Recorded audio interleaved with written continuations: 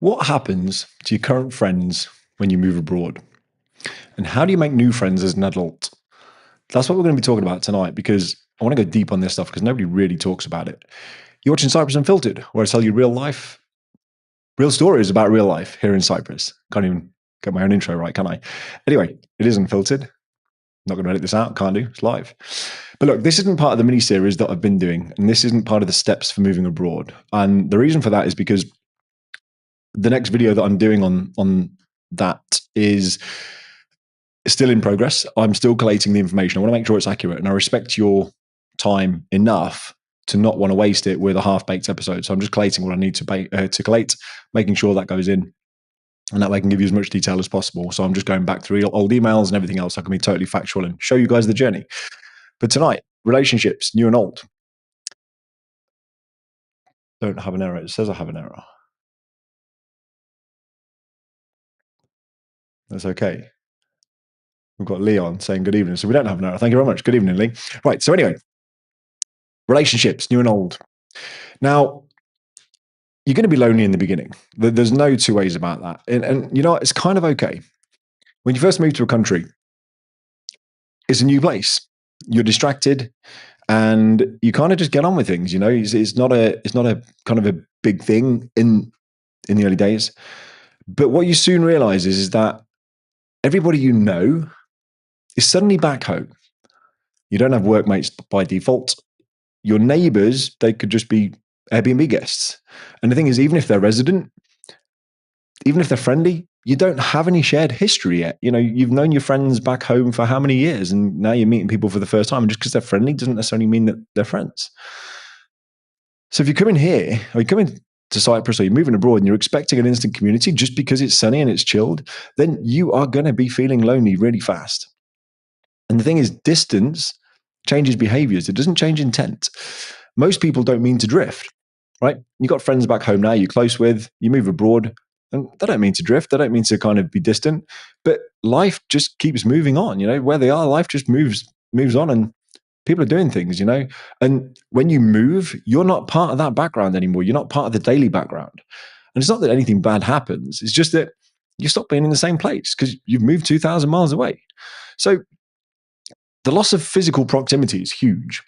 And the thing is, you can't go for those quick coffees. You can't just have a passing conversation. The routines that you have, they're different. They're not shared anymore because you've got new routines. You've got a new school run. They've got a new school run. Or they've got the old school run. You've got the new one. And the thing is, if you've got a relationship right now with people in the UK, and if that relies on convenience, you're going to struggle because if convenience is your journey, if convenience is like your journey to school or whatever, you're going to struggle. And the thing is, some relationships are only built for proximity. Not everything will survive. So you are going to lose friends potentially when you move, right? Time zones, they kill momentum. In Cyprus, we're 2 hours ahead of the UK. What does that mean? Well, it means when you're sending messages to friends, it's delayed. The responses are delayed because you might be finishing school or work or whatever. Or you'd be weird if you're finishing school, but if your kids are finishing school, like my son here, he finishes at 1 o'clock in the afternoon. And then he comes home from school and he wants to play with his cousin online or he wants to play with his friends online. And he can't because 1 o'clock here when he finishes, because they start school earlier and finish school. They are in a situation where it's still only 11 a.m. in the UK. So the time zones are something to take into consideration. If you're going to have a call with people, you need to plan it. You need to plan it because, you know, they might be finished with the kids at 8 o'clock in the evening, maybe 8, half 8, and that's 10:30 your time, and you might be too tired, right? So you need to plan this stuff in. And the thing is, that spontaneity that you might have had back in the UK kind of just disappears. So when you're catching up with your friends back home, it's calendar invites, you know, and you end up having fewer of them happen. And so what does that mean? Well, it basically means that you're not really witnessing each other's lives anymore. You know, all these close friends that you have right now, if they have a bad day, any small wins that they have, any kind of stresses that they've got every day, they become updates summaries. You know, it's like when you speak to them, they're updating you on their life. And it's not a shared experience anymore because you stop living alongside each other. You start exchanging highlights and their life becomes a highlight reel. And I'm not talking about social media highlights here. I'm talking about you're texting people, you're messaging people, you're speaking to people, and you're literally just getting the highlights. And so the uncomfortable truth about distance things that people don't really understand is that it takes an absolute ton of effort on both sides.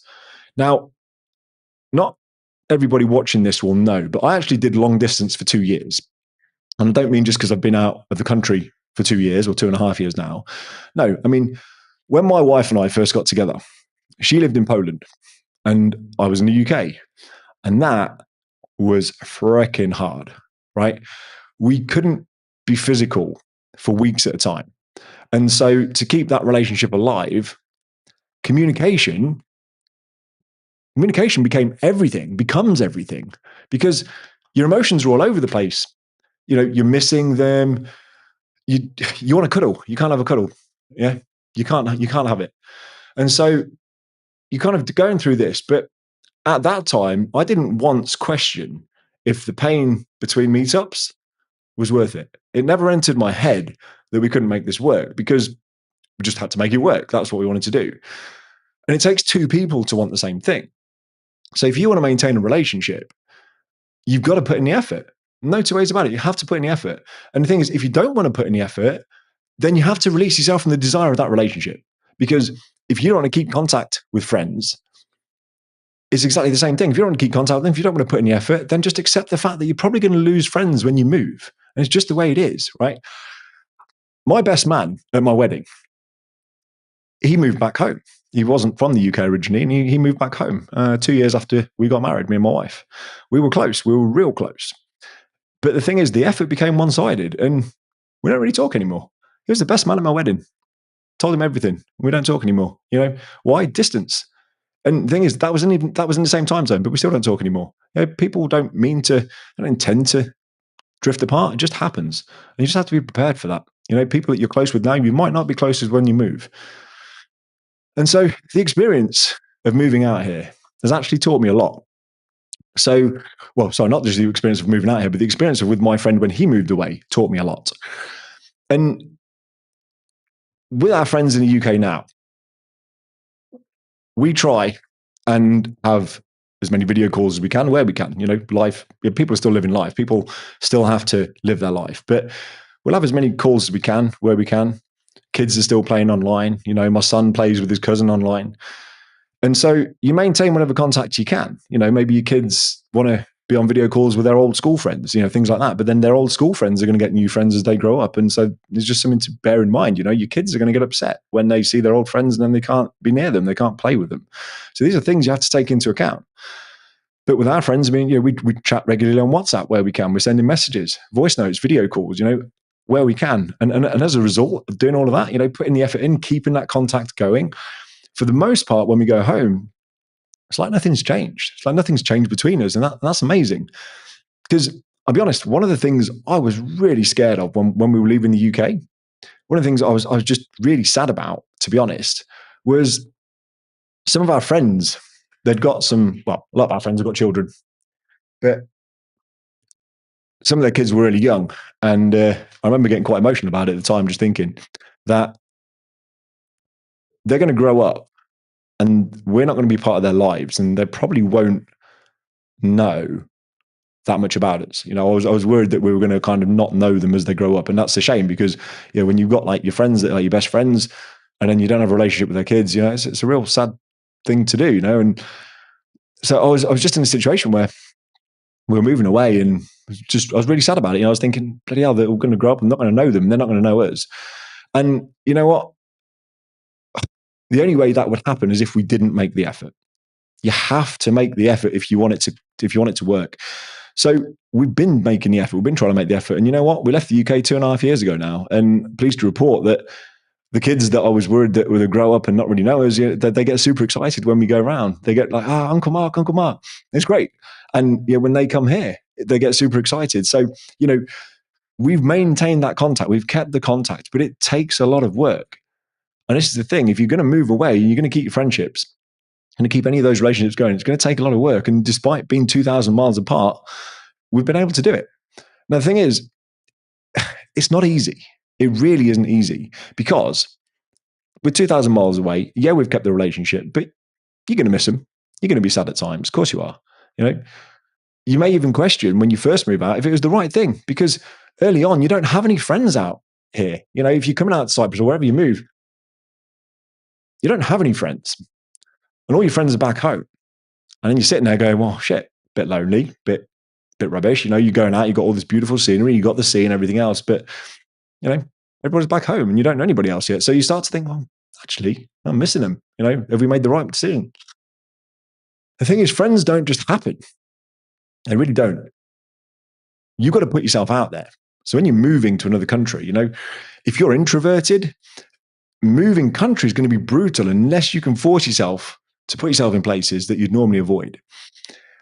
You have to be the one to put yourself out there, because the thing is, you're no longer friendship is no longer circumstantial when you come out here. Not much anyway. And I'm going to talk to you a little bit about why. But I want to tell you a story, because when I first came out to Cyprus as on the trial living, so this is back in 2022, I was online and I thought, I wanted to meet some people locally and I wanted to make some friends kind of before we moved out here and stuff like that. And I did. I went to, you can find it on Facebook somewhere. It's called Blunchers, and there's basically like a business networking group or like an entrepreneurs networking group. And so I went and visited that. And I remember walking in and said hello to, I think the guy's name was Jonas. So I said hello to Jonas on the way in, shook his hand, and he said, yeah, cool, there's a table over there and just go and help yourself. And so we went to this cafe where the group meets every Saturday. And I remember walking in. I didn't know anybody. And literally, I'd left my wife and my boy in the Airbnb that we were renting for these 6 weeks. And I was like, I'm going out on Saturday and I'm going to go do this thing for 2 hours. And felt a little bit awkward. I like talking to people, but I'm in a new country and don't know anybody. And I'm kind of thinking what to expect. What do you do? And I remember walking in and got pointed at the table. And there's this huge table. I'm looking to the left, loads of people chatting. Looking to the right, loads of people chatting. And I look over to the corner and there's this one guy.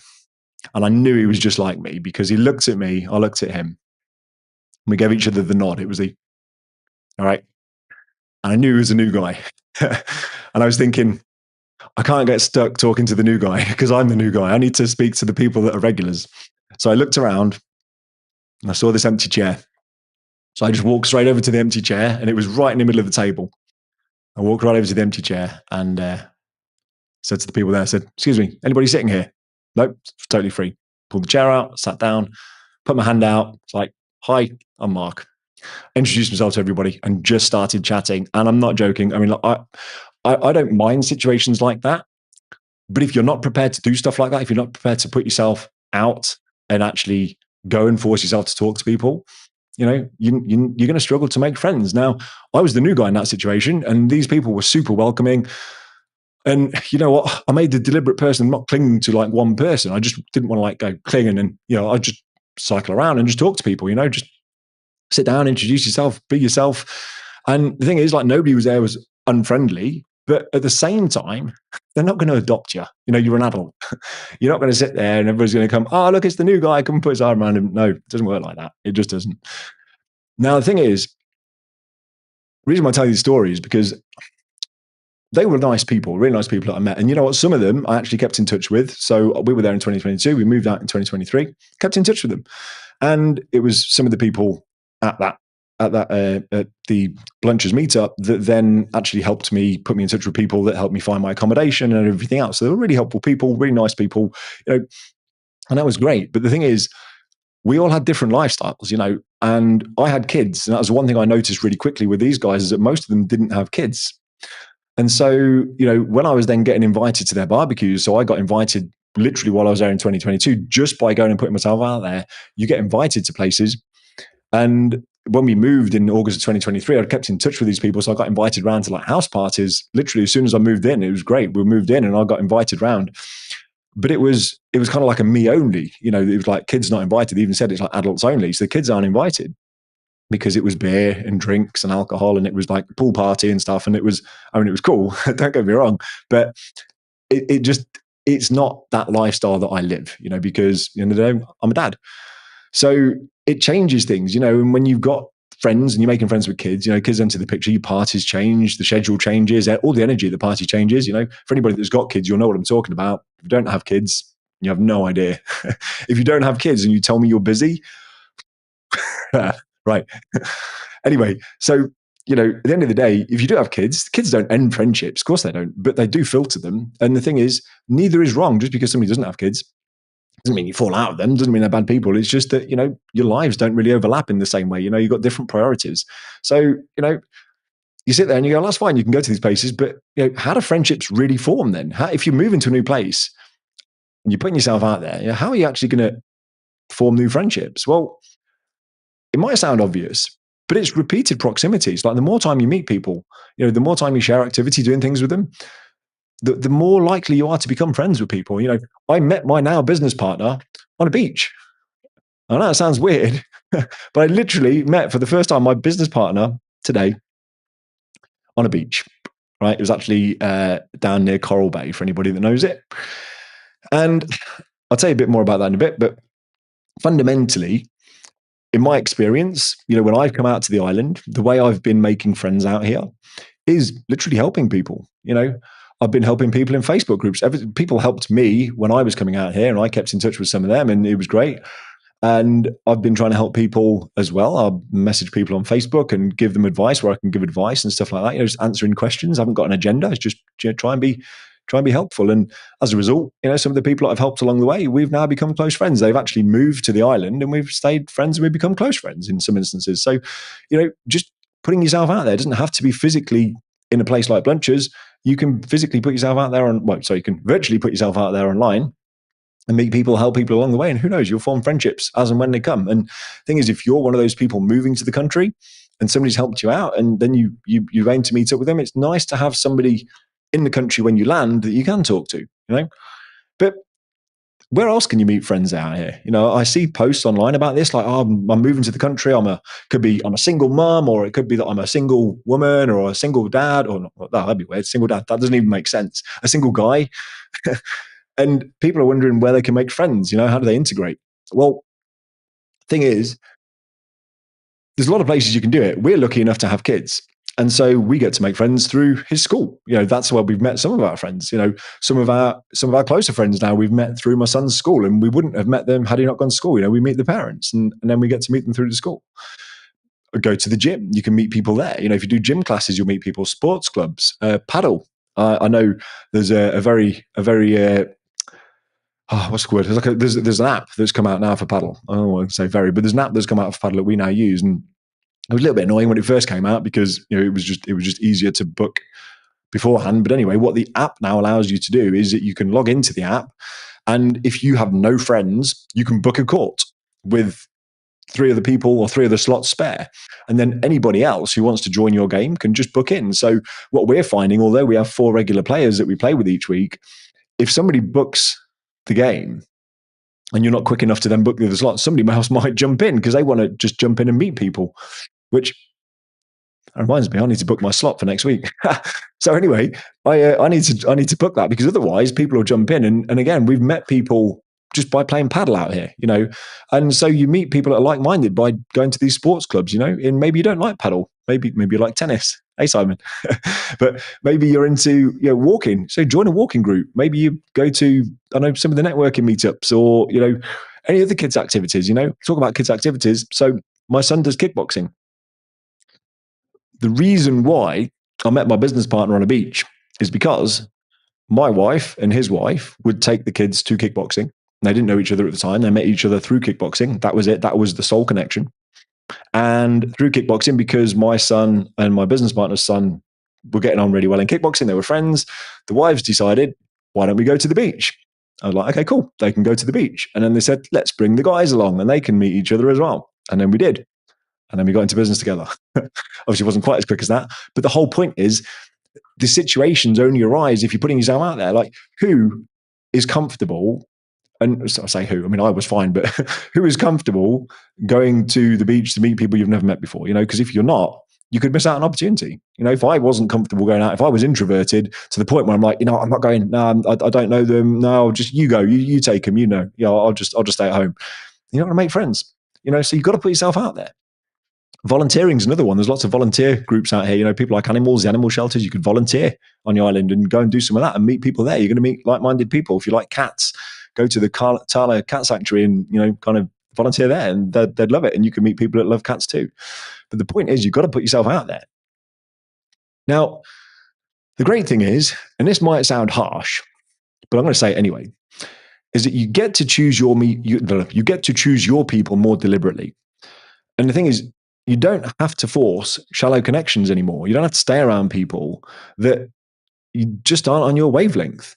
And what I mean by that is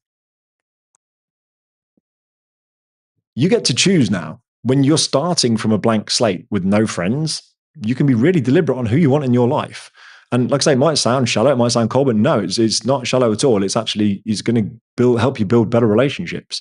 And the thing is, you get to choose your friends more now, but it's the reason why you get to choose your friends more is because it's not just out of circumstance.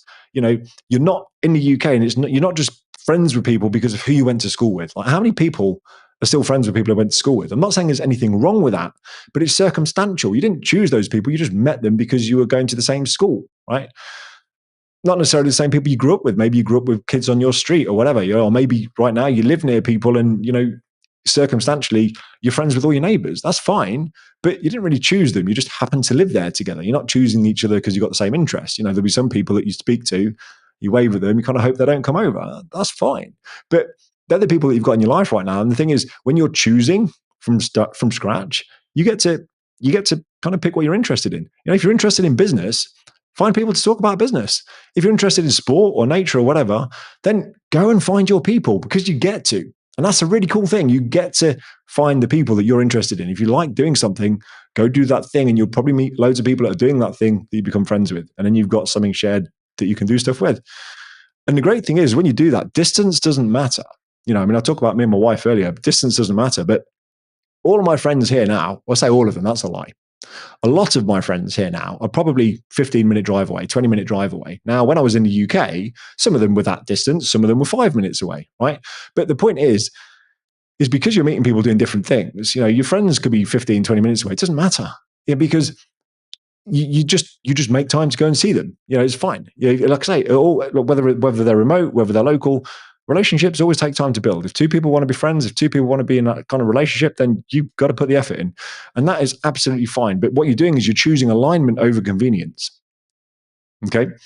You're choosing alignment over convenience. You're choosing what works for you now versus what was just convenient. In the UK or back home, it's convenient because you live near people, you grew up with people, and you just stayed friends because, you've always been friends. So, that's fine. But when you get to choose and you've got a clean slate, that's fine. I don't live near any of my closest friends anymore, but we're still in touch, and it's great. Like I say, could be 15, 20-minute drive away, and that's fine. Distance doesn't matter. It's the relationship that matters. And like I say, you get to choose. The thing is, you don't have to like everybody. That's the other thing. Not everybody's going to like you anyway. You won't like them. They won't like you. That's normal. You don't need to force it. Some people see my channel, don't like me. I've had people unsubscribe. I clearly don't like them. They don't gel with me. That's fine. It doesn't matter, right?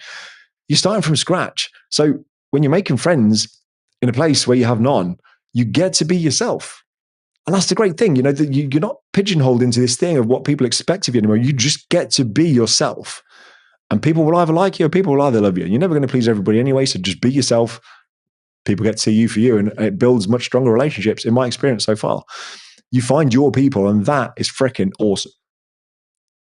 So look, the final takeaway for people moving abroad: you've got to expect effort. You've got to put the effort in. If you're trying to maintain old relationships with people back home, you've got to expect effort. You've got to expect trouble. You've got to expect discomfort as well, because the thing is, when you move abroad, it is both a gift and a curse. I promise you this. It is a gift and a curse. It's a gift because you get to meet people from all over the world. You get to meet people from different cultures. You get to meet people who give you new perspectives on life. You just grow as a result of meeting these people. But the curse of this life is that you always have to say goodbye to somebody, right? That sucks. It really does. Because when you visit the UK and then you leave, it gets teary. When people visit us and they come and see us for a couple of weeks in the summer or whatever, and then they leave, it gets teary again. If you're going to move abroad, you've got to be able to live with that. And I'm saying this because it's something that we've learned through experience. You've got to be able to live with that. And, when you're just looking at the sunshine, you're just looking at the beaches and all of that, it's something that you don't think about. That's why I'm telling you. That's why I wanted to kind of go deep on this tonight. if you can't live with that, you're going to struggle. A lot of people I know can't live without their family, and they said they could never move abroad because their family is all their support and everything else. You've got to take it into account. You've got to be able to put yourself out there. You've got to be able to live with that discomfort of knowing that you've got now friends in multiple locations and that you're always going to be saying goodbye. When we go to the UK, we have to say goodbye to people. When we go to Poland, we have to say goodbye to people. And, when we leave here, maybe we'll have to say goodbye to people as well, because maybe one day we won't live in Cyprus. But the thing is, if we live here for a decade, we make loads of friends and then we move somewhere else, we're going to have to say goodbye to people, right? So bear that in mind. If you're moving out of your hometown, you're going to make loads of new people. You're going to meet loads of new people. It's going to be awesome. But it comes at a cost. That's what I'm telling you tonight. So look, hopefully you found that useful. I wanted to just go into that. I'm going to flick over to this, which is where's it gone? My like and share screen. So, like I say, hopefully you found that useful. If you have found it useful, then I would really appreciate it if you could give it a share, give it a like as well. That seems to help. And there's still a lot of people on this channel that aren't subscribed, that are watching me, that aren't subscribed. So if you're not subscribed and you find it useful, then please subscribe, because when I moved to Cyprus, look, there was nobody showing what life was really like. And so I built this channel. I wanted to document it for the rest of us.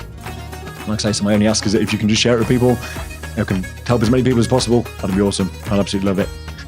And so look, I am going to move on to questions now. And I know that there are a few questions that are, let's bring this back. There's a few questions that people have been asking me in the comments on the videos, and I thank you for that. I will get to them. I've not answered everybody's questions. There's still a few outstanding that I need to get to, but I will keep trying to answer questions, and we've got a load of activity on here tonight. So let's just go through what we do have and see who's asking questions. We've got lots of hi marks. Oh, thanks everybody. How rude. Saying hi at the end. So we've got Lee. Good evening, Mark. Hello to Lee. Got my wife. Hi, wifey.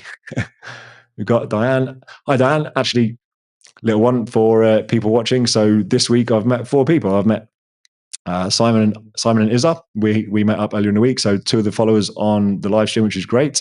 So really good to meet you guys. And yesterday I met Tamzin and Diane as well. That was a really cool meeting. And again, like to meet people. So if anybody's coming out to Cyprus and got time and diaries aligned, then be cool to meet up. It's always good. Who else we got? We've got Yella, have my mother-in-law. Hi. She doesn't understand any of this. The great thing is about having a Polish mother-in-law is that we can't fall out because I don't speak Polish. She doesn't speak English. And my wife, I know enough Polish to know when I'm being filtered. And I'm quite blunt. People that really know me, I'm quite blunt. I'll speak my mind and I'll call you out on your BS and stuff like that. And when I'm talking to my in-laws, I will say something in English, and I know enough Polish to know that my wife hasn't told them everything that I just said. And I'm like, hey, you're filtering me. And that seems to stop the arguments. So anyway, thought I'd just share that. Oh, hi, Jacob. Lovely to meet you. So Jacob should be probably sleeping now. He better be. He was supposed to be going to sleep, but he wanted to stay up and watch me. But hopefully he's asleep.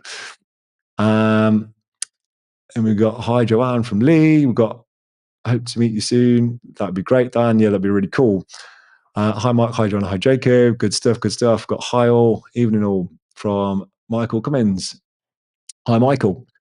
Diane, it's so true what Mark's saying. We lost contact with most family and friends when we moved overseas. That's really sad. I'm sorry to hear that. John Tanner, fun fact, 18 years today since we made the decision to be together. It certainly was. Congratulations. Thanks very much. Right. Understand that it's not easy, but you can't lose what you never had. Interesting. So that is from, let me just read that. Set up Airways. Yeah, I mean, and you're saying there doesn't seem to be much appetite for the expats to learn Greek. This could be an obvious means of meeting others. Okay, cool. Good question. Good question indeed. So, first of all, can't lose what you never had. I will just touch upon that. That's really unfortunate. What I would say is, if you're coming out, you are going to move abroad. You get to change that. If you've not met many people in your current area now, in your current hometown or wherever you live, wherever you grew up, maybe you've just not found your people. And maybe by coming and moving abroad, like I say, you get to start with a clean slate. There's no expectations on what you are or what you aren't. You just get to be you, and you get to go and hunt down your people. So to answer your question, if expats, if they're speaking Greek, and does that help? Well, in terms of an appetite for speaking Greek, so I was actually having this conversation yesterday. So while I was talking to Tamsin and Diane, we were talking about learning Greek, and I was saying how we started learning Greek when we came to the island. And then I found out that when you learn to speak Greek, even if you could speak Greek fluently, you still can't speak Cypriot. I was like, oh, what? So if you learn to speak Greek, they can understand you. And if they reply to you in Greek, you can understand them. But if you're trying to listen in to, say, a conversation somewhere and they're all speaking Cypriot, you won't know what they're saying. So is there an appetite for expats to speak Greek? I mean, yes, there is. Certainly, if you're trying to go for citizenship, you have to speak Greek to pass the test. You have to pass the citizenship test. You have to be able to speak Greek at a certain level. What I would say, though, is that if you're going to go and learn Greek, you could join a class where people are trying to learn Greek, and then you'll make friends that way. Absolutely. If you go and join an actual class where there's group study as opposed to one-on-one, you don't just hire a tutor online, you go and join a group, then yeah, you're going to meet people, and you'll be able to practice with those people, and you'll probably make friends because of it. You could end up becoming lifelong friends because of the way you learned something together. So yeah, absolutely you could. But does it sort of, what's your question? So does him too much appetite for it? I mean, again, it depends. It depends what people are trying to get out of it. But yeah, typically, if you're going for residency, you'll have to, and you'll meet like-minded people along the way. So, and you said, so you got on here. I meant you're not really getting to know your friends' kids if you never really know them because you're not really going to miss them as much as others. I see. Well, I disagree with that, and the reason why I disagree with that is because we know all about our friends' kids. We keep in touch with our friends' kids. And that's the whole point, is that we are able to maintain that relationship, even though they're 2,000 miles apart. They get really happy when they see us on camera, and we get happy when they see them. And so it's like with everything. Yes, you're not going to know all of the detail about all of their kids, and your kids can't go on play dates anymore. Or their kids can't come over and see my kids. Absolutely, they can't. And it changes. It absolutely does change. But I still know lots about my friends' kids, and they get to see us, and they get really excited, and they remember us, and they remember things. So, it hasn't stopped us from getting to know them. It changes the dynamic. Dynamic changes 100%. There's nothing you can do about that. Proximity changes everything, but it doesn't stop us having that relationship. Another question. Did you ever have any doubts during the stress of moving? Did I have any doubts during the stress of moving? Yes, is the answer. So when we were moving, and I think I talked about this in the video I did on fear, but I'll repeat it. It's no problem. So we were doing our extended stay, and we moved the year forward. So we were going to move in 2024. We moved it all forward for the reasons I won't cover again now. But fundamentally, once we'd sorted the school, and once we'd started cutting off ties with the UK, and once we'd started sorting the housing out in Cyprus, there was a period of time where my wife and I were like, holy crap, what are we doing? Literally, we started severing ties. We stopped my school having a place. Sorry, my school. We stopped my son having a place in our local school. And that was quite scary because, he had a good school life, and the actual school was a good school in the area. And we said, no, he's not coming next year. We unenrolled him from school. And then I remember on the way, on the run up to moving, we'd sorted the house, and you get these peaks and troughs of emotions and excitement. And I remember when we got the house, in fact, actually, we were with some friends in Drayton Manor. And we were having the video viewing sent to us. Like, they'd sent us some video viewings, and we were so excited. We're like, oh my God, we're going to live here. This is amazing. It's the best thing ever. And you've got these raft of emotions, because on one hand, you're looking at your now sea view that you're going to have when you move. And you're showing the friends who you're no longer going to see. And so all of these emotions going up and down, you're like, bloody hell, And then when it came to actually going, and it gets closer and it gets closer and it gets closer, fear kicks in. Absolutely, fear kicks in. You start doubting everything. You start doubting the decisions you've made. And it was only when I went out in July to pay the landlord the money in cash. I remember putting up at the house, and I remember once he'd gone, I paid the money, we had a beer and all the rest of it. And then he went, and I was just stood in this empty house on my own. All the fear had gone. I knew at that point the decisions we'd made were the right ones. because it felt like home. And even though I was only there for 3 days, I actually and genuinely felt sad coming away from the empty house with nothing in it. That felt like home at that point because I knew that's where we were going to be spending our life. So when I was coming away from it, all of that fear had gone. And yeah, I had doubts. I had doubts on the run up to it. And, it's kind of, you're in it together. If you're moving with a partner, you're in it together. Me and my wife, we do everything together. And, we've always got each other's backs. And so that helps, absolutely helps. If you're doing it on your own, it could be scary as hell, I'm sure. Me and my wife were supportive of each other and it was great. So, yeah, hopefully that answers the question anyway, but feel free to ask more. Where are we? Any doubts? Right. So from Michael, we've got my wife and I are coming out to Paphos in March and would love the opportunity to meet up. Cool. Yeah, let me know dates. I'm going to be in the UK in part of March, so hopefully we don't clash. But yeah, let me know dates and maybe we can meet up and put something in the diary. That'd be great. Okay, fair enough. Good answer. Thanks very much. Am I pronouncing your name? Sekob Airways. Is that right? Hopefully that's right. But yeah, no, that's cool. Right, we're due to arrive in Paphos on February 25th. So this is all very relevant to us. Oh, cool. Nice. So are you actually moving, like literally your life, you arrive here on the 25th and you're living here. Yeah. Is that right? And just wait for some answers to come through. But yeah, if you're moving on the 25th, wow, good stuff. Congratulations and best of luck. Right. Well, just while waiting for our Sekoba. Okay. Thanks very much, Sekoba. Hopefully I'm pronouncing that right. Cool. Guys, we've got a few still online. If anybody wants to ask any questions, it doesn't have to be about this. It can be about anything. If you've got any questions, yeah, you're more than welcome to ask away. I'm here for a bit longer if anybody wants. In the meantime, I'm just going to flick over to this and just say if you're finding it useful and you haven't subscribed, then please subscribe. And if you want to share it to anybody else you think might find this useful just while we are talking, then feel free to give it a share. Like I say, I'd like as many people to get as much benefit from this as possible. So the more people I can reach, the more people I can help. It's going to make me feel good and sleep well at night. So anyway, hopefully people are finding this useful.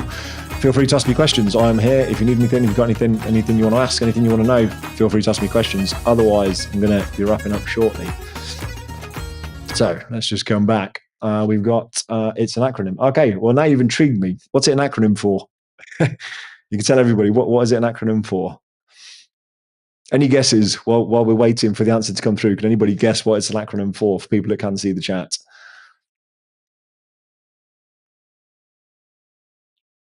I'm drawing a blank, by the way. I was trying to think of something witty and I can't even do that. Okay, while we're waiting for the acronym to come through, and any guesses from Michael, we've got, how far in advance of your move did you start looking for a house and how did you find it? Okay, great question.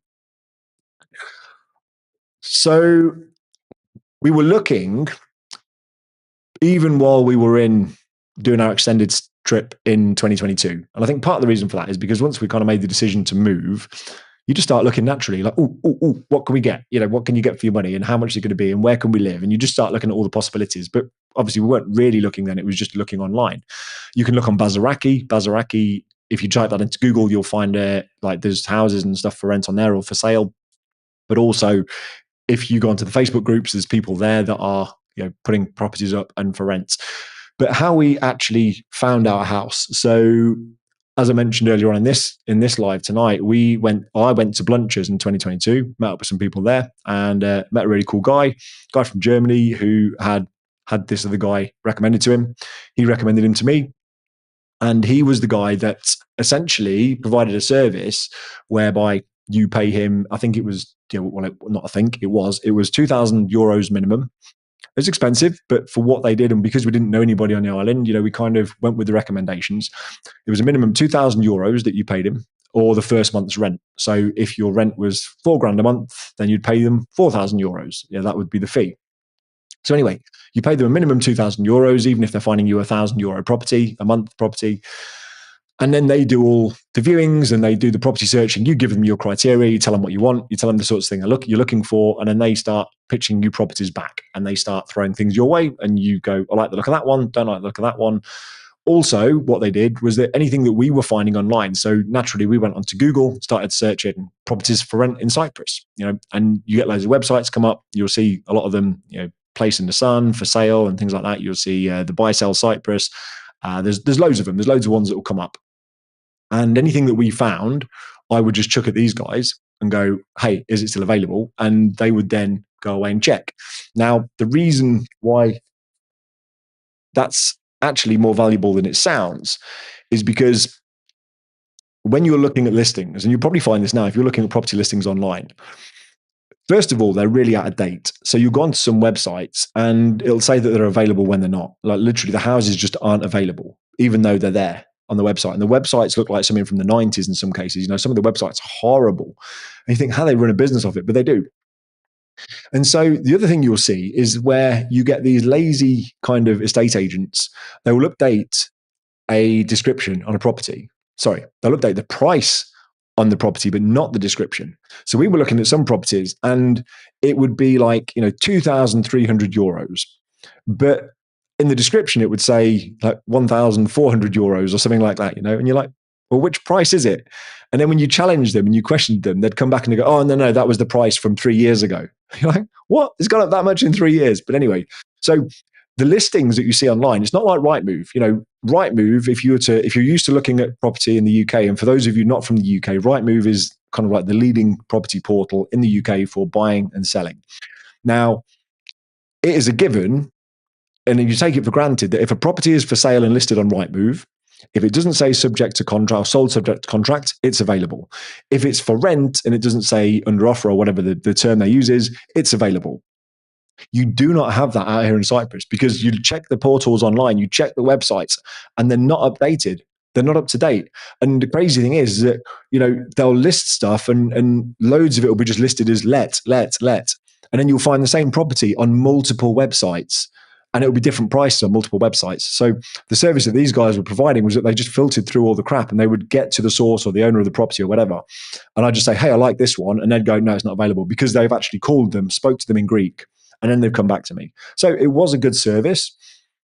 But, that's how we ended up finding our first house. I found our second house just because we lived on the island. We got to know people, we got to know contacts, and I got to do my own negotiations, and that was fine. So I didn't pay for the service the second time because I didn't need to, because I've already got the contacts then here on the island. I did all my own negotiations, did all my own kind of like reaching out and all my own search, because you get to know the portals, so didn't need to do that in the end.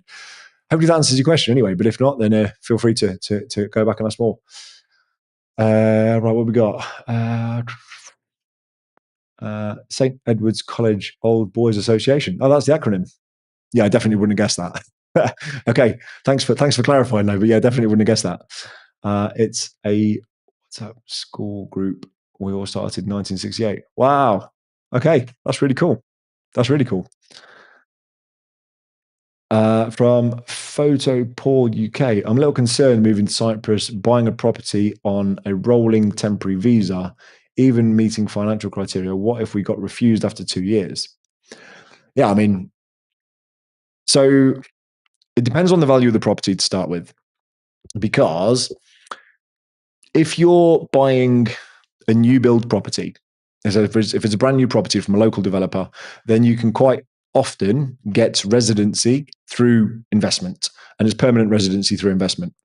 So there are certain criteria you need to meet, you need to hit, boxes you need to tick. You have to buy it brand new from a developer because it supports local developers, and also you have to pay VAT. So if you're looking at new houses and they'll go, oh yeah, 300,000 euros, that's the threshold for you to get permanent residency via investment on a new property that's residential. 300,000 euros, it's always plus VAT. So now, if you've got a property listed at 300,000 euros, and that's the bare minimum you can spend to get your permanent residency, it's actually 357,000 euros to you because it's at 19%. So if you then got that, you get permanent residency anyway. You don't need to worry about the income requirements and everything else. However, if you're looking to work out here and you're looking at different things, then it depends on what you want to do. But if you got permanent residency through investment, that doesn't mean that you can work here, but you can live here and I'm not 100% sure on the rules here. You need to check this now with somebody that's an immigration specialist. But if you've got permanent residency via investment, you can still have an income from abroad. You just can't earn money from working for a Cypriot company. You couldn't go and work in a restaurant, let's say. You couldn't work here locally because you're not an EU citizen. Is what I'm guessing. Actually, I'm assuming that based on the question. If you're an EU citizen, it's really easy. You've got freedom of movement. You can come and work out here anyway, and the criteria doesn't really matter. You can just work out here. But if you come in on a pink slip, yeah, absolutely, the criteria could change. It absolutely could change. In fact, I know people that have come in on the pink slip, and the requirements and the thresholds do go up. Absolutely, they do, because they're trying to make it more difficult for people to come. So, if you don't have enough money to buy a €300,000 property, and you're then worried, well, then maybe rent first. Or if you still want to put your money into property out here, but you're concerned about the residency and everything else, put it into something commercial.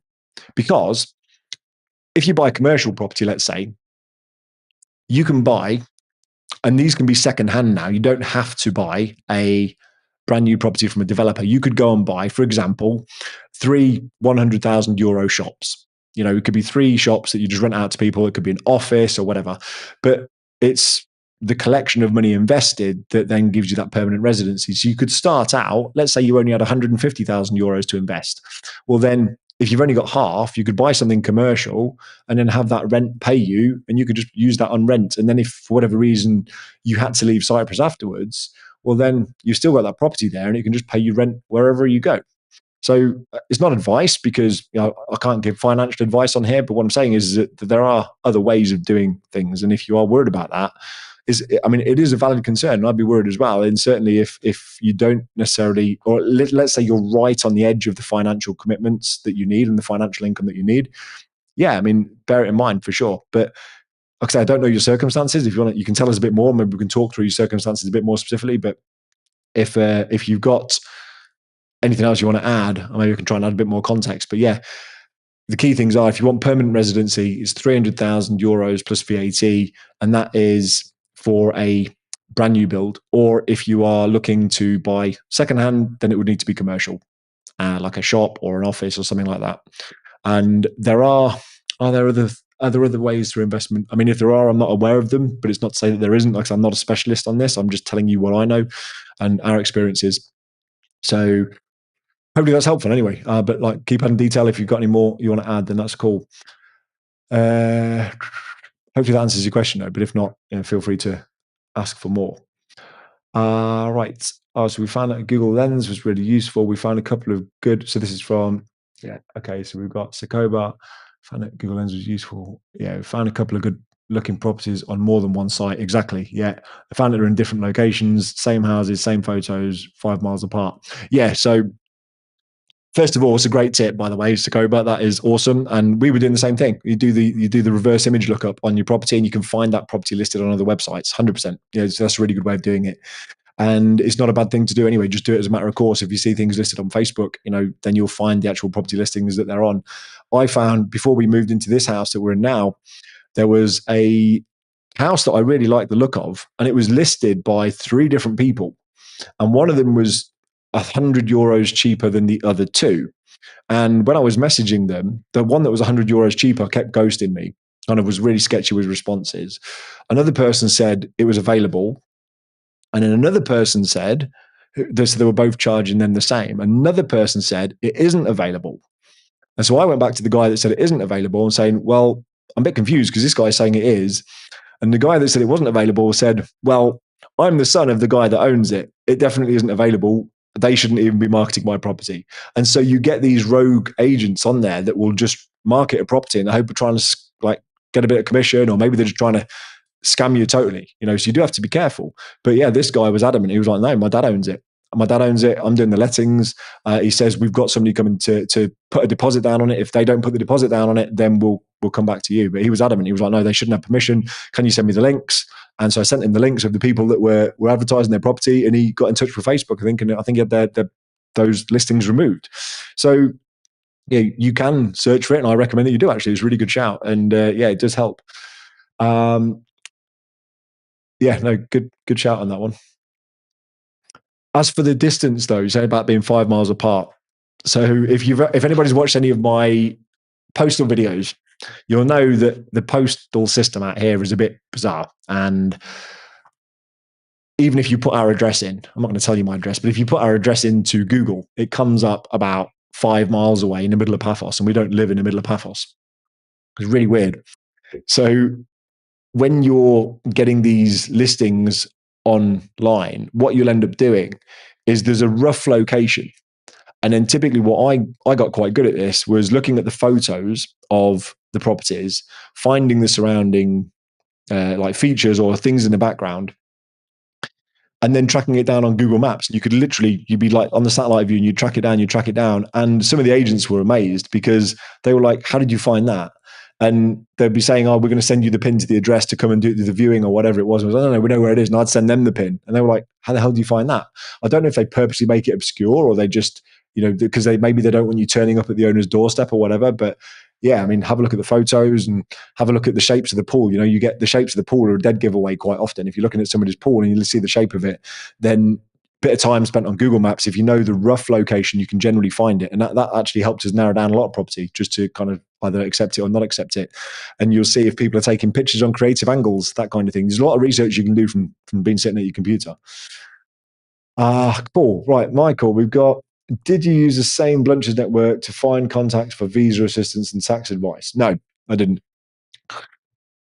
So you can find my post on Facebook actually, but I put a post out on Facebook. If you look at my posts back in probably 2021, it was like a lot of you people now. It was like, hey, me and my family are looking to move to Cyprus, and we're asking lots of questions. And one of those questions was, can anybody recommend an accountant? And I had this guy recommended to me, having already had a few appointments with some of the big guys on the island, or the big names on the island, certainly in Paphos. And I had this guy recommended to me, and he was recommended to me from somebody saying, I've used him. His prices are really good. The guy's really genuine. All the rest of it. And I was like, well, cool. I'll just give him a call. We'll have a catch up. And so we did. So somebody messaged me on Facebook to say, here's his details. And then once I'd got the guy's details, I reached out to him and said, hey, this is me, and this guy's put me in touch, and I think he's one of your clients, and all the rest of it. And he was like, oh yeah, that's really cool. Yeah. And so we jumped on a call, and then we started a whole bunch of the processes and everything else. And then when I came out, I think I have to remember this now, but I'm pretty sure when I came out in July to pay my landlord the rent in cash, I'm pretty sure I met up with him then as well, just to meet him face to face and stuff, and a really good guy. And as a result, I've ended up working with him, and 2.5 years later, I still work with him. He's done my accounts, but at the time, and I didn't know he did immigration as well, I asked him to say, hey, we're doing immigration. Do you know anybody that could help us? We're getting some of these questions. Do you know anybody? And he's like, I can help you. I'm like, oh, okay, really? And the same guy that does my accountancy, he helped us with immigration. He was the guy that said we could go down the yellow slip route, not the pink slip route. He was the guy that helped me because you have to have a doctor here on site. You have to be registered with a doctor. So he helped me with the doctor. He knew people in the banks, so he got me in front of the right people in the banks. He helped me with everything. And honestly, could we have done it ourselves? Probably. You can find, it's like anything, right? You can find any information online. You can go onto all the government websites. You could use ChatGPT.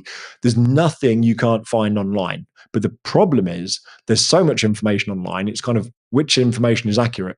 And actually, do you then even speak Greek?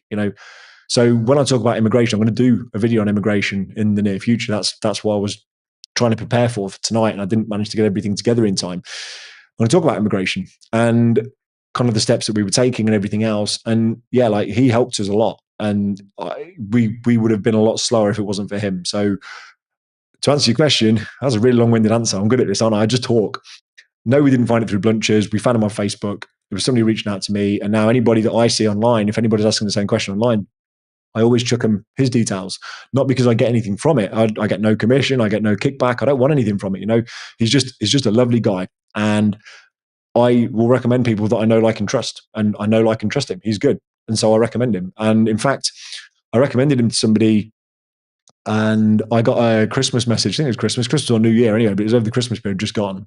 And they messaged me, just say, hey, Mark, happy Christmas, happy New Year. And also just let you know, thanks very much for the recommendation. And he's been looking after us, has been really good. And that was it. And it was just like I hadn't spoken to her for 6 months. And she just messaged me out of the blue to say, thanks very much, he's been awesome. So I was like, that was really cool. Because if I recommend somebody, it's because I've used them myself or whatever, and I want to put my name to him. And so yeah, he was good. But anyway, no, I didn't find him through Blunches. He was recommended to me on Facebook, and I also do the same. I recommend him to other people. So yeah, that's that. Hopefully that answers the question. What else we got? We've got, isn't VAT on private residence only 5%? If €300,000 route is taken, I think there's a minimum requirement and income of 50 grand a year. Okay, right. So let me just reread that again, make sure I'm answering the question you're actually asking. Right. So 5%. If you're buying a brand new property, you always pay VAT on it.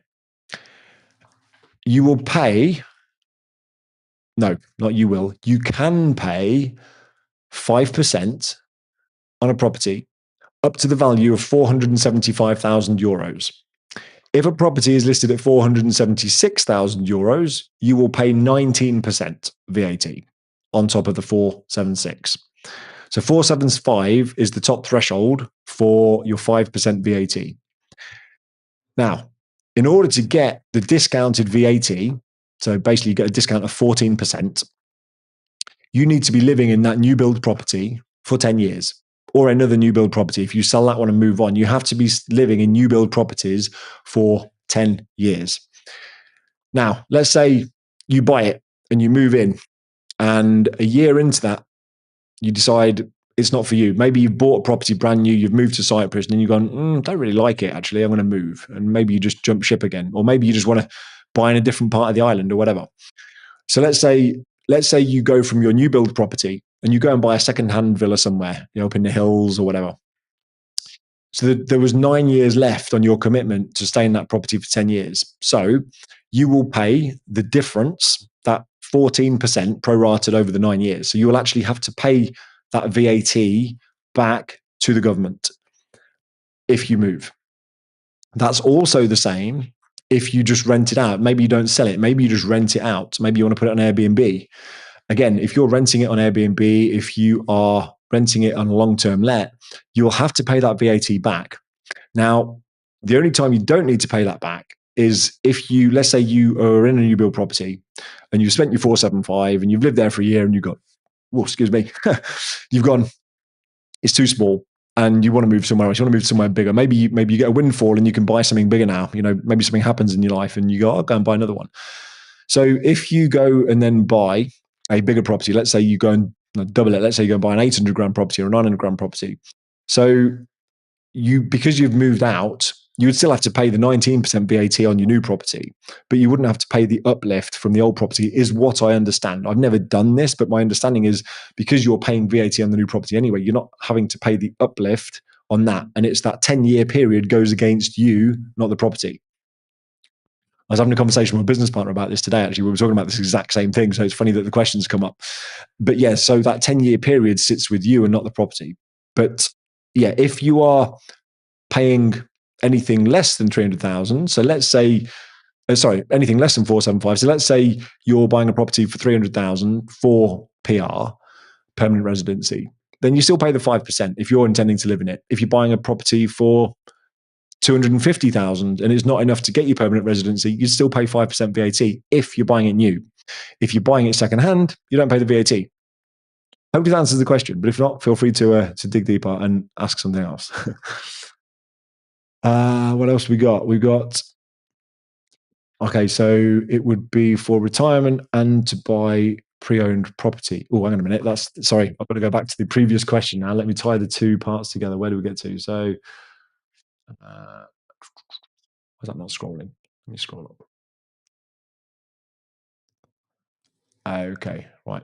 So, right. Retirement, buy pre-owned property. Yeah, fine. So, yeah, okay. So this is on, okay. So if it's pre-owned property, then you can't get permanent residency via investment on that route, because the whole point is they want you to support local developers. That's what they're doing. Is that so? Permanent residency comes with brand new investments unless it's commercial. So what you could do, like I say, is you could buy something commercial and then just rent your own personal house, and you could just rent that and have the commercial property actually pay you the income to then rent the house, but it could then go towards your PR. So maybe you don't have enough PR today or enough for your permanent residency today. Let's say you put 150 grand into a commercial property, and then a little bit later you put in another 150 grand or whatever, then you could start to top it up to the point where you could get permanent residency via investment. You could do it that way. But I mean, it is going to be a little bit risky. And if it's for retirement and it's based on your income only, then you need to make sure your pension can cover it and everything else. But you don't know what's going to happen. You're right, you don't know what's going to happen. There are a few other things. I think there's what's it called, category F. Can't remember because I'm not an immigration specialist on this. My guy would know. Absolutely, he would know. I think it's category F, something like that. Have a Google for category F. There is a category which could actually help you out here. But again, I'm not an immigration specialist, but I know, because my guy would probably be able to help you out, I'm sure. But there is definitely a category which I know there's a bit of a backfill. But what I would say is, just come out and rent. If you're worried about it for the first year or two, just come out and rent. As I was saying in my previous property video, it's not dead money necessarily. A lot of people see renting as dead money, and it's not always the case. There's lots of reasons why renting is actually better than buying. You haven't got to worry about the maintenance and all of that stuff. And if depending on what you want to live in, depending on what you want to buy, I see properties out here, and I've seen some huge properties that have got a massive price tag. You're talking like million plus euros, but then the rent is not that high. When I say not that high, I mean it's still high. Don't get me wrong. So the example I was giving in my previous video was that my neighbour's house in the place where we used to rent. My neighbour, he was paying a lot more than we were, but he was paying $4,000 a month. Now you might go, that's obscene. Why would you spend $4,000 a month on rent? Well, that's because he was renting a property which back in 2021 was worth 1.7, 1.8 million is what it was on the market for. So fast forward 4 years back when we were there last year, if that property was worth 2 million and he's still paying $4,000, well then all of a sudden the owner of that property is only getting like a 2.5% return or something. I can't remember the exact figures, but it'd be like 2 something% return. Right? Let's say he gets 3% return. So even if you had that amount of money, why would you buy it when you could rent it and just invest the difference? It doesn't make any sense to me. But yeah, anyway, everybody's circumstances are different. Maybe you don't want to do that. It's personal choice. I get it. But yeah, I don't know if that's giving you any more food for thought anyway, but hopefully that helps. What else we got? We got okay. Message. Okay, nothing beats a recommendation. No, exactly right. And what I see on Facebook actually annoys me. Actually, I see some of this. Obviously, there's lots of people that are of course, when you've got a service to sell, you're out there, and of course, you're actively trying to pitch for work. But I always think it's more powerful when everybody else is recommending you versus you going out there and saying, "I do this." And so recommendations are absolutely pivotal for me. If somebody comes recommended, then that's worth more weight than the person themselves saying, "I can help you," because I don't know. I trust it more from other people when it comes from them, and I think that's just natural. If I turned around to you guys and said, "I can help you do something," versus somebody else saying, "You should speak to Mark, he can help you do something," you'll probably believe them more than you'll believe me saying it. It's just the way it is. It's just natural. So yeah, recommendations are always good. Right. It seems to be as much about who these immigration people know as what they know. Yeah, I mean, a bit of a spoiler alert, I'll tell you this. So I'm going to talk about this in my upcoming video for immigration. But when we were going through immigration, we had an appointment with immigration at this point. Now, you always have you always have to have an appointment anyway, and as was being kicked down the road. And anyway, when we finally got to the appointment for immigration, you go there and you're supposed to fill in some forms, and they take your photo and everything else, and they do a whole bunch of stuff. But we got there, and my guy was there with us, so it was me, my wife, and my son, and then was my son there? I don't know where he was. I don't actually remember him being there. He must have been there. But I don't remember taking him to the court. I don't know. My son might not have been there. I actually can't remember. I'll ask my wife. Like I say, I want to do this video properly. That's why I didn't want to kind of butcher it and do it half-assed tonight. So we were there. Me and my wife were 100% there. I'm pretty sure my son was there. He had to be because we didn't have anybody to leave him with. So he must have been with us.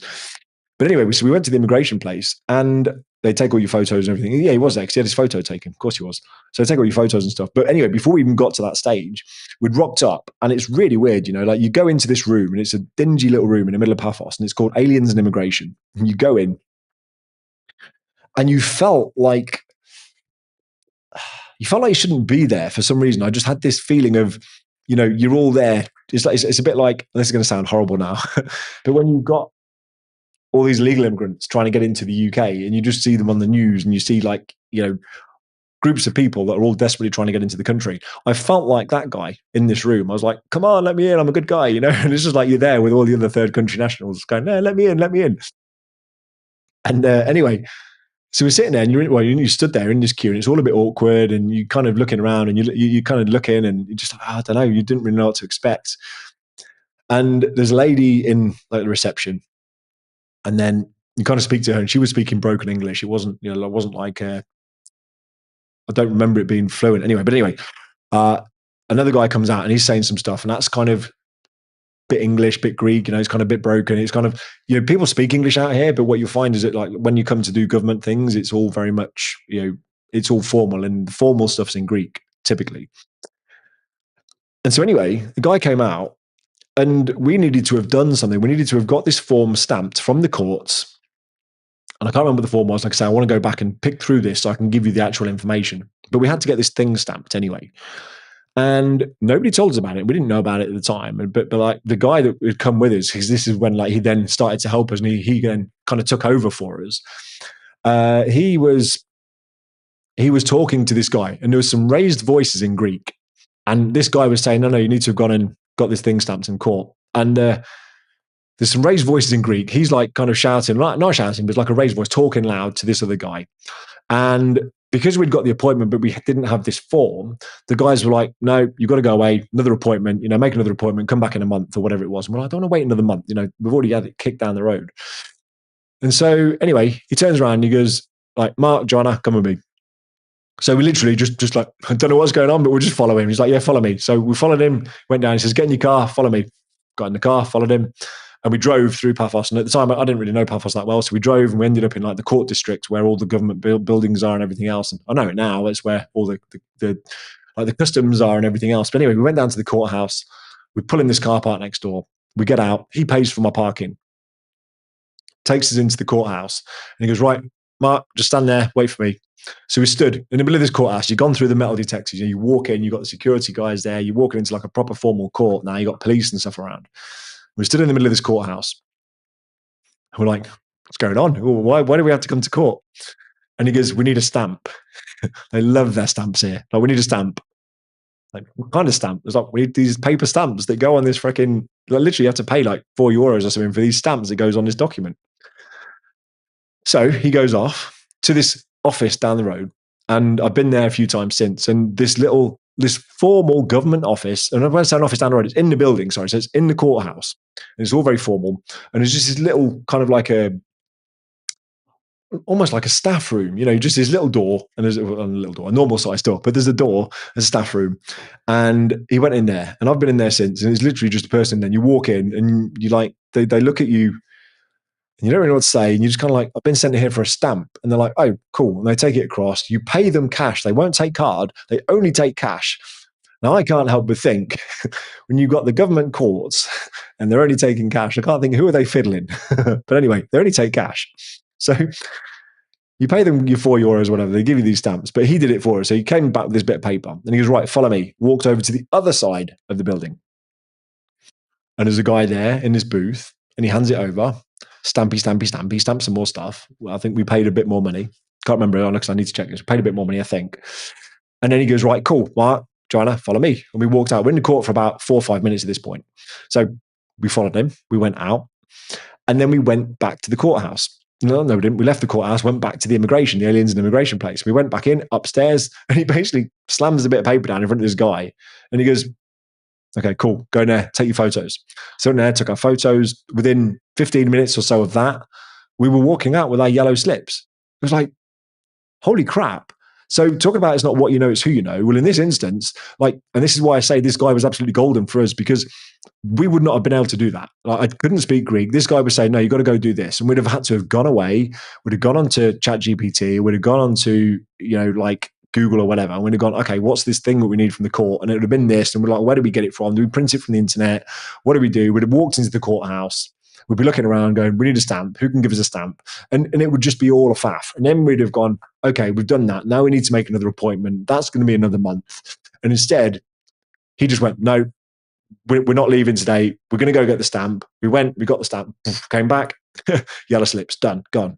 Like, so massive respect for the guy. Like literally, like he helped us more than, we were allowed to do ourselves. So yeah, it was really good. Hopefully that answers the question though, anyway. Let me just see what else we've got coming through. So, I don't know, it wasn't a question, it was a statement. I just ramble on, don't I? What else we got? We've got thumbs up. We've got category F. There we go. People usually go for pink slip, which is quicker, and then apply for category F after the first year. It takes a while to acquire, but is permanent and no more need to annual reapplications. Yeah, that's right. So it is a category F. Cool. Yeah, I mean, it is better, but I know that there is a backlog. There's something like a ridiculous, like a 2-year backlog or something on them. So it can take a while. And yeah, I don't know if they change the goalpost in that time. You still need your pink slip in that time. So if there is a 2-year backlog, they could come unstuck. And this is where, when people talk about a slower pace of life in Cyprus and Siga, a lot of things in Cyprus can move really quickly. Like, people just get stuff done. Like, if you're talking tradespeople or whatever, people will just get stuff done. And the moment you then step outside of that and you go to like the courts or you go to anything formal, that's when it seems to take time. And so, there's this backlog of things going through the court, like legal cases out here. If you have to take anybody to court, it's from what I hear, it's years. I've never taken anybody to court here, and I've never been taken to court. But if there's any dispute that you need to go to court with, it takes years. And I hear it's the same with this category F thing. From what I hear on the island, there's like a backlog and there's like a massive delay on it all. So yeah. Michael, I like your guy already. Yeah, me too. Okay, his sound is really good. Right, we don't have any more questions come through, so I will happy to hang on. We've got a few people still left on, so I won't do that. That's just the live stream. I'm going to that one. If anybody's got any other questions, feel free to ask them on. I'll hang around for a little bit longer and then I'm going to get gone. But if anybody's got any questions now, put them in the chat and I'll answer them live. Otherwise, you can add them in the comments afterwards and I will come back to you and reply to them as soon as I get a chance. I will just say one more time, if you found this useful and you are not subscribed already, then it'd be really helpful if you do subscribe. And if you do like this and you're getting value out of it, then just please give it a share, because hopefully other people will get more use from it as well. Like I say, this channel didn't exist when I was looking to move country, and so I'm trying to kind of build it and document it for the rest of us. So yeah, here we go. Anyway, I'm going to come back to the feed because we've got more people asking questions. Who's your immigration guy? Right, Sakoba, drop me a message on Instagram, and what I'll do is I'll get your number and I'll just do an introduction. That's typically what I'll do. I will take your number, I'll link you guys up on WhatsApp, and I'll just chuck you guys a message, put you in touch, and then I'll let you guys take it from there. Like I say, I get nothing from it. Like I say, I like him, so I recommend him. So just grab me on Instagram. Cool. No worries. I'm glad you found it useful. Anything else from anybody else? Got a bit of time left. If anybody wants anything, I've got a little bit of time left to hang around.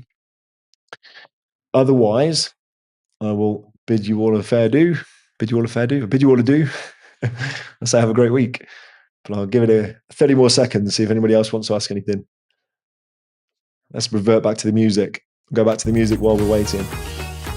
Motorball UK, thanks for your help, Mark. Good night. No worries. Thanks very much. I'm glad it could have helped. Hopefully it's helped anyway. And yeah, I will be back next week, normal time. I will. Oh, actually, will I? Yes, I will. I will be back next week. I'm back. I'm on every week, but next week I think I'm in the UK. I'm going to be in the UK. In fact, yeah, I'm going to be landing Sunday morning, so I'll be doing this from my hotel room again. But I will be live nonetheless. So I will see you next week. It'll be much colder and wetter probably, and I will see you then. So unless anything else is coming through and get lots of thanks, so no worries. You're welcome, Michael. You're welcome, Scobo. Welcome, Paul. That's no problem at all. Glad I could help. Any of the questions after I'm gone, stick them in the comments. I'll come back to you as soon as I can. Otherwise, have a great week all, and I will catch you all soon. Cheers.